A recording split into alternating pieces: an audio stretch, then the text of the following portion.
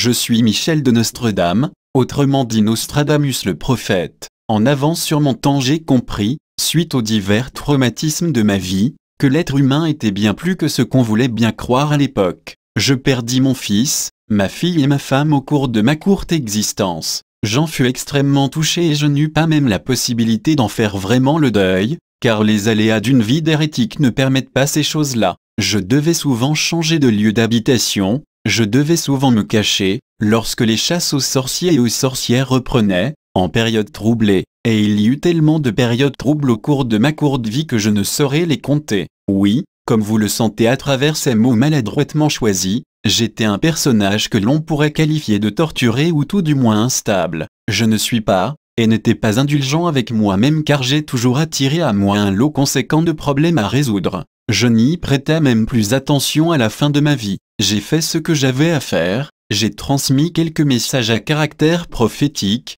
semblait-il. L'avenir le confirmera, ou pas, peu importe. Ce que je viens vous dire aujourd'hui, c'est que nous sommes sur Terre pour un temps dans le but d'apporter une contribution à l'évolution de ce monde. Certains seront reconnus et remerciés pour leur œuvre, de leur vivant. D'autres ne le seront pas, ils ne feront que passer et apporter leur pierre à l'édifice. En échange, ils font grandir leur âme par cette expérience. Voilà ce que j'ai compris après mon départ de ce monde. Si j'avais su la vraie raison de mon passage sur Terre, j'aurais perdu moins de temps à chercher la reconnaissance des autres. Je n'aurais pas cherché à ménager leurs croyances en triant ce que j'avais à publier ou non. Si j'avais su que le temps m'était compté, j'aurais transmis le maximum de ce que je recevais lors de mes trans.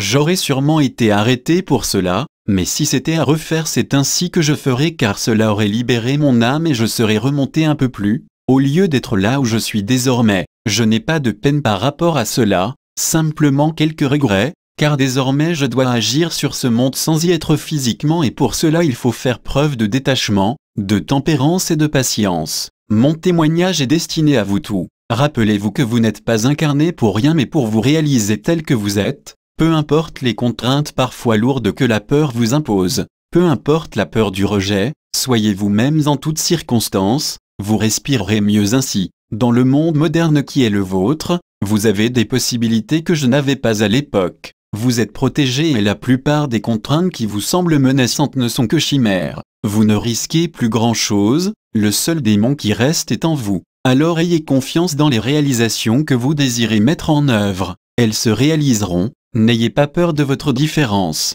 Œuvrez dans ce sens, la différence est une richesse, c'est tout l'or que vous avez en vous. Lorsque vous exprimerez cela, tout l'univers vous facilitera la tâche. L'or attire l'or et vous avez une source abondante insoupçonnée en vous. Merci d'avoir entendu ma voix en ce jour sacré pour moi. Vous soulagez ainsi mon cœur qui était lourd jusqu'alors. Je vous remercie infiniment. Que mon témoignage guide celles et ceux qui en trouveront l'usage. Bonne route à tous, Nostradamus. Transmis par Aurélie d'Arcadie. Chaque plan de conscience induit une vérité relative. Les textes inspirés sont des propositions de réalité. À vous de décider, selon votre cœur, si elles correspondent à votre vérité.